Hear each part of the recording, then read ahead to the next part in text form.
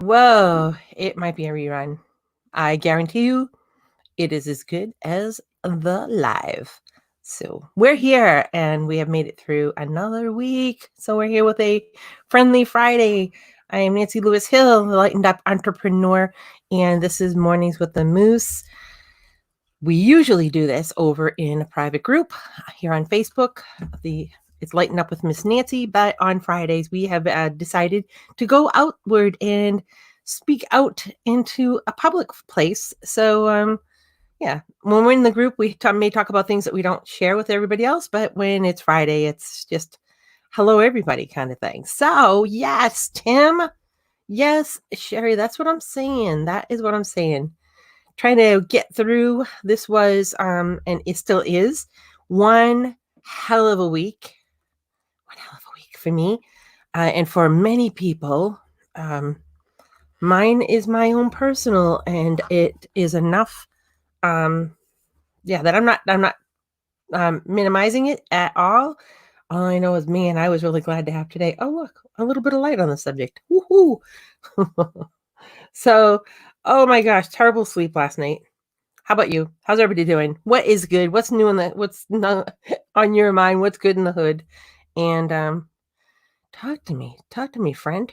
I also want to know who Sherry, are you like picture ready? Are you picture ready today? Sometimes I bring a guest on, and in our group, I do once a week. And yeah, so we bring in people, and I just want to talk about what's going on, what's good in the hood, what's new, what's on your mind, what's happening, where are things going. And one of the things I knew it was like, oh my God, no, do not. I'm not camera ready. I get it. It's all right. That was one of the things about doing this thing to begin with.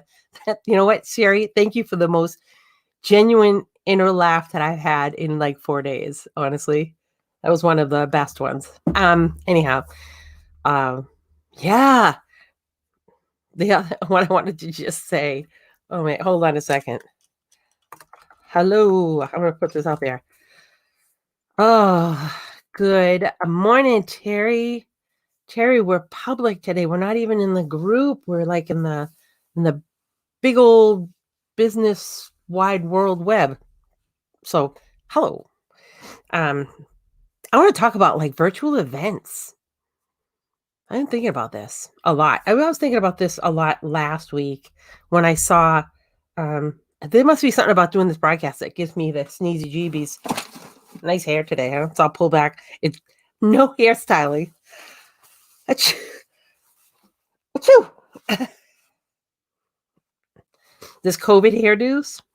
We're all learning to live with barrettes and clips and gels. I don't know. I kind of like the pull back look, but I don't know. So yeah, virtual events. I have been thinking about it since I saw. Well, actually, I'm going to go backwards because it was on my mind ever since we were doing this physical distancing thing. And feel free to sip your coffee while we're here. Tim, are you camera ready, by the way? Thank you, Tim. Bless me again. I know sneezies. It's spring and the cat and all this stuff. But so yeah, ever since the social thing here that we have this physical distancing, I've been really thankful to have, like many of you, right? Thankful to have the internet and technology to keep us connected when we were trying to not be with each other in close quarters, right? Which has been really good. And I know that a lot of things can probably go the way of virtual.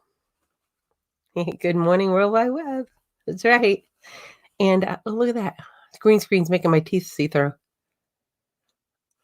Anyways, this is a fun stuff for me. So when I started seeing more and more people using internet technology for virtual connection, I thought, wow, this is a great tool. I'm really glad that we have this opportunity to stay connected by using a technology. And I thought, this is a really smart idea, right? I wondered, though, whether we would get carried away with it. whether we would go and forget about what it was to be together again, like in person, or in the meantime, how long it might be for some, I don't know, maybe some areas or some, I guess this areas is probably the best thing. Some regions that have decided that they're going to have a longer distancing time, right? So businesses will be up and running later than other places, right? So what do you do? Yeah, what do you do? What do you do? Like, do you continue with the virtual stuff? And I just saw it was Rogan is talking about moving his show to Texas because California is doing this shutdown for so long that it's going to kill the industry and his message and how he gets about and does his work and all the other people that he's supporting, right? And so the thought about moving to Texas to be able to do it, I mean, I'm sure there are going to be other industries, other businesses, other companies that are going to be thinking about, wow, I don't know that I want to continue doing everything virtually. I mean, it was great to have virtual when I needed it, but do I want to stay virtual? And how good is virtual for all the things that we want to do, by the way, right? How effective it's great to have it. Well, this is my experience. All right, this is my experience. We are talking here, right? You and I, we are like this is a conversation. So I feel like it's a great thing. It's worked really, really well. But it also worries me, concerns me that we will forget that we do need to have those human connections. We do need to have like the actual like see people face to face and hear the tone in their voice, like and also feel their energy, and be in with a group of people. And yeah, I love it. Camera ready, Corona style. Yeah, Tim, do you wanna come on? I can do that. I can do that. I can invite you on. I think I'll do that. Please hold. I love it. Tim, get ready because, oh Lord. Yeah. So if we're going to be doing everything virtually, it's like, whoa, wait a minute. I don't know that it works for everything. So I've recently had a few experiences. Like last night, I'm thinking about concerts in this case, right?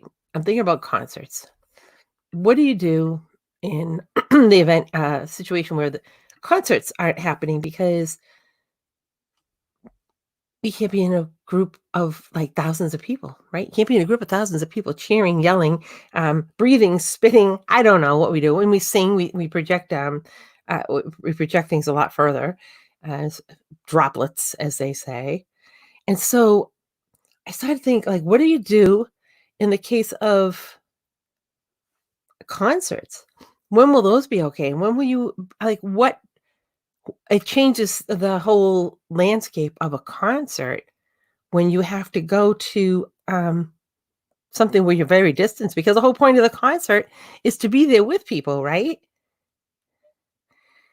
It's to be there with the other people. I say it slow on purpose. Did you get that? And so when you're there and it's all spread out, I don't know that you get the same feeling that you would have in the normal concert sense. So what triggered this for me? Let me get this going here. Hold on.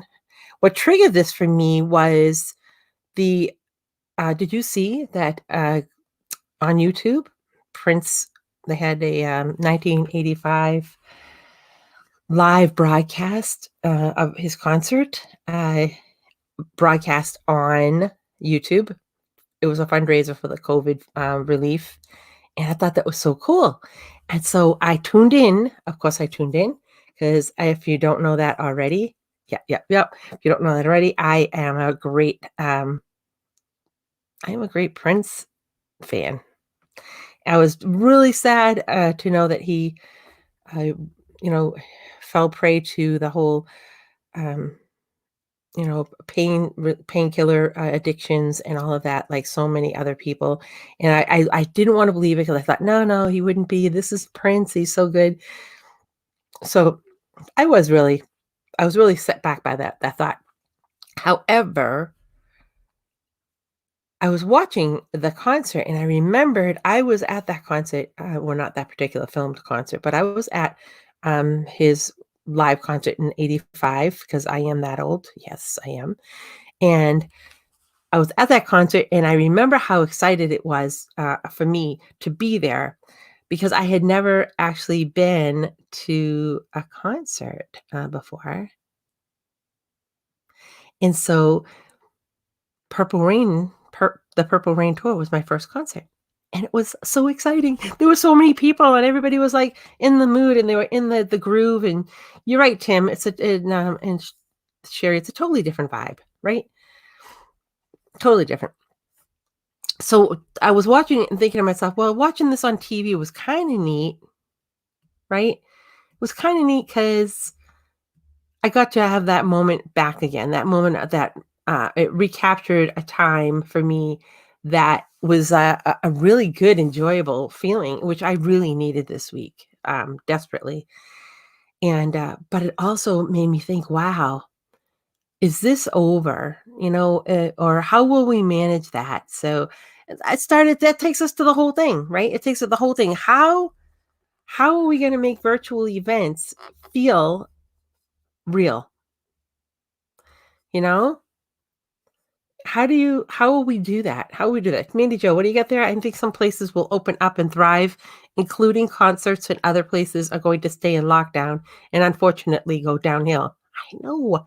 And people are going to end up moving to survive one way or another, right? Some people will be moving because they feel that the regulations are too lax and they will move to places that are more strict, and vice versa. People will be moving from places that are too tightly controlled to places where they have more freedoms to design their lifestyle and their businesses and how they get together. And I understand that we don't understand this thing completely yet. Still weird, right? Still trying to figure out how does it work? How does it move? How does it shape? How do we treat it? How do we avoid it? Um, but so what do we do? What do we do? Don't get me singing because, you're right, it did, it recaptured pure joy, it really did. I had, it was really neat. Oh, what were you doing in 1985? Were you even born? God, do not tell me if you weren't born yet. Fake it out, pretend that you were like, you oh, for sure you were there. Just work with me, friend. Today is my Manny Chat mug. Here you go, Manny Chat. And, I was thinking about the whole thing, but I have, this week actually, and as I keep saying this past weeks, actually, I've been thinking when people, had passed away, and how do people process it? How do they get together? How do they soothe each other? How do they come together in community and make it work, right? How do they ease their pain and bond and connect and all of that jazz, right? And some people are like, "Oh, we had a virtual thing," and I thought, "Wow, I don't know how I feel about that." Like, maybe I can reconnect to a joy of a concert by doing a virtual. And, ooh, Tim is trying to come in. This is good. This is good. You were there in '85. That's my girl. Rocket. I know, and it is surreal, right? It is surreal, Sherry. So when people try to, um, yeah, try like Tim trying to come in, but when people try to, there you go, when they try to put something out that's virtual in order to have a connection. There's some things that really, really work well, right? And it can broadcast and it can be okay, but then there's other things that are just like, I don't know, something's missing in there, like, funeral services and memorial services. I guess they're nice. Here's how I feel. Jump in, always, always, always jump in because I'm gonna be popping stuff up because that's how this works, right? Um, yeah, I can't wrap my mind around the people I've lost. I know, but so when we do a virtual, memorial, right? So when I watch it on TV, and I've seen big ones, like um, notable celebrity uh, televised services, a former president or someone from the royal family, right? Uh, and we saw like a church full of people. We saw people together. We saw people huddled. We saw people consoling. We saw people singing and all of the stuff that goes with all that, right? Yeah, I'm gonna have to refresh, folks. Stay with me. Stay with me. I'm gonna refresh.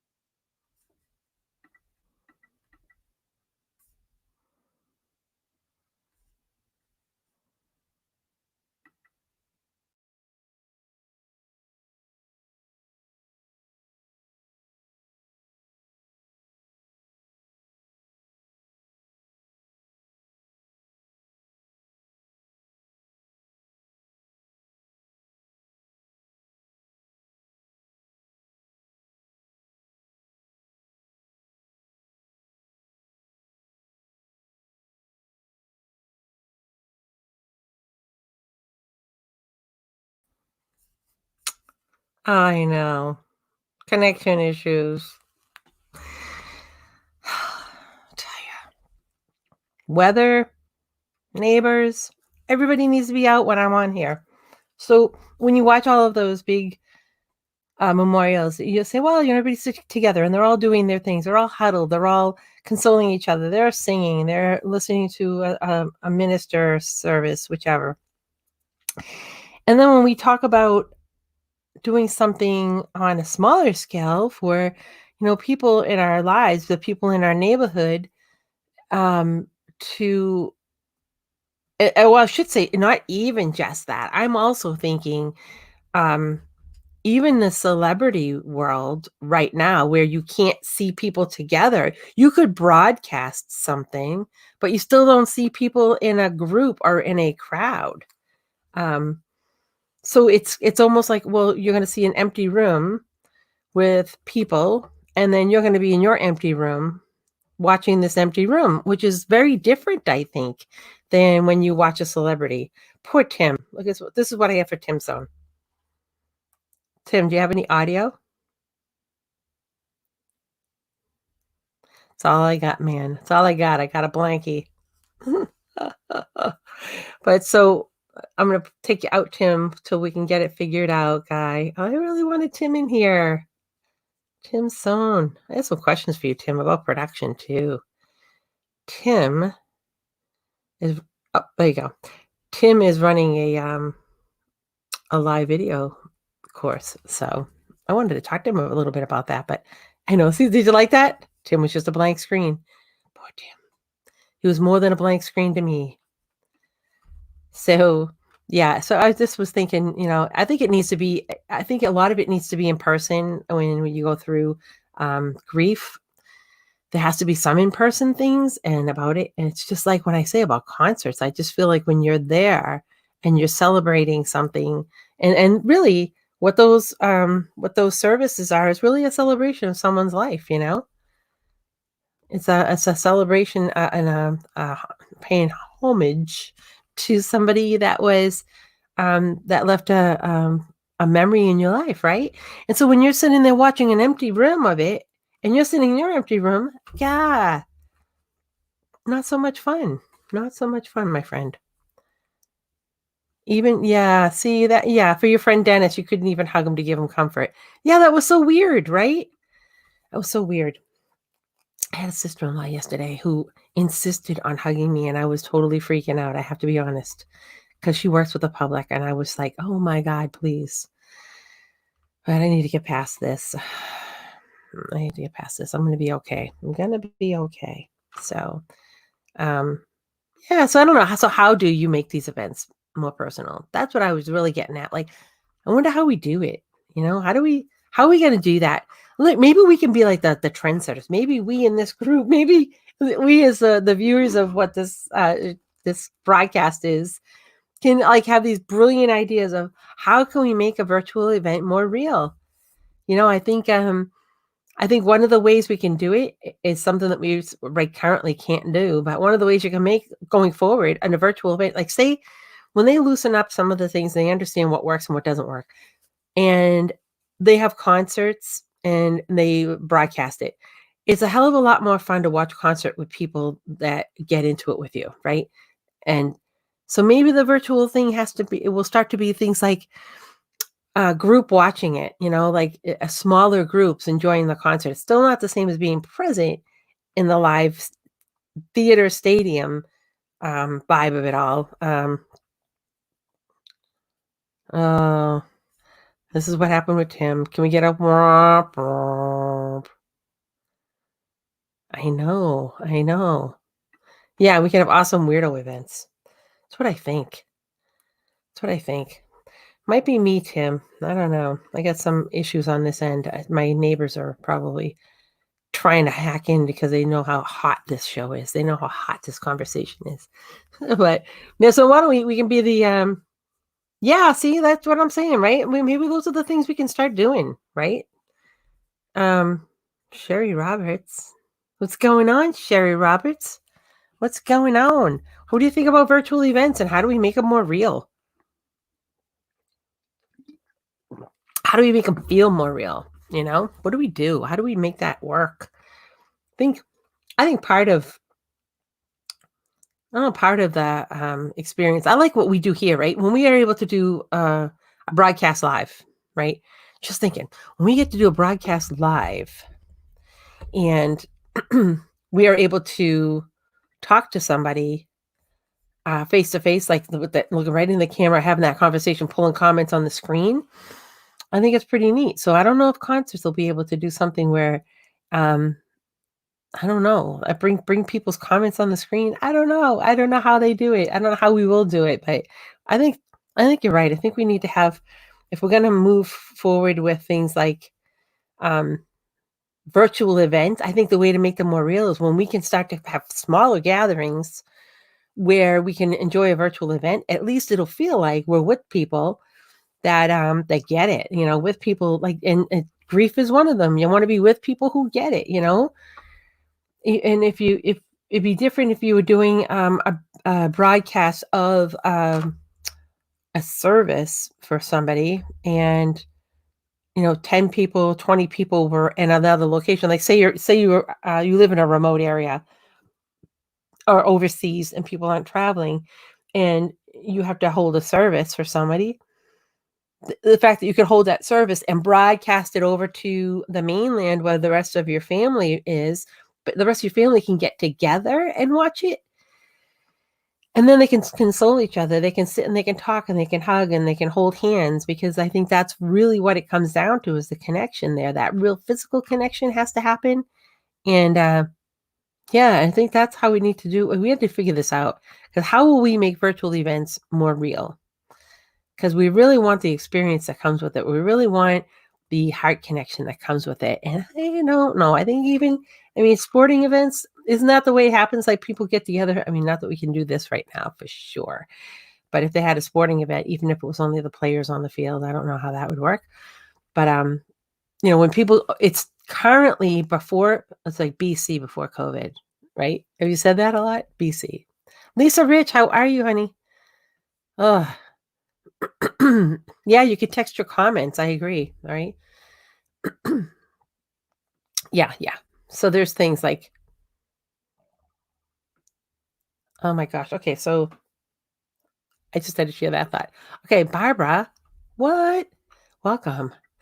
So Yeah, so even if we had, the virtual events, I mean, real events back BC before COVID, and everybody gathered in bars to watch a game, they did it because you could watch the game on your television at home, but it was more fun, it was more engaging to be there at the bar with your friends, and not whether it was because you were there for the bar or you were there because of your friends mostly, but because you were there together, right? Experiencing it and cheering and yelling and high-fiving and all of that, right? So somehow we have to be able to bridge that gap between a virtual event and the real deal and make it as real as we can. If that's what we have to deal with for the current time until they come up with some way to protect, our most vulnerable people from this virus, we're going to have to do things that are modified. But I just like, how do we make it a virtual event more real? So, yeah, Lisa, I was talking like, people do memorial services and to not be there, that's just hard. It's just really hard. Um, oh my gosh, Sue, hi. Hi, hi, hi. So last night I was sad about Nellie, but then Jenna started reminding me of when I dyed the girl's hair and how much Nellie loved my tomatoes and mozzarella. She had me giggling. Yeah, it's and it's that kind of stuff that if you're alone and you're watching a memorial, you don't have that person to speak with next to you. So, oh my gosh, remember the time they're not there, like, or in a sporting event, you're watching like, and you start to have that commentary about, are you kidding me? He's the best. He's run yards. He's like baskets, whatever. You have all the data that you share with each other. You're like, yeah. So, Sue, welcome. You have never joined us in our inner group. So, yeah, everybody meet Sue. You had a friend whose mother died, and they did hold a funeral with people in on the sides of the church and people in the middle, 3 pews apart. And they videotaped it for those who were not immediate family with comments. Nice. Nice. And see, that kind of works because then maybe you can see people, maybe you can see people together, that because that really what it has to happen. People have to feel like they're together. Without feeling together, it's a very weird experience. It becomes like a broadcast of, I don't know, awkwardness, and I don't know. We just have to figure out what that bridge is.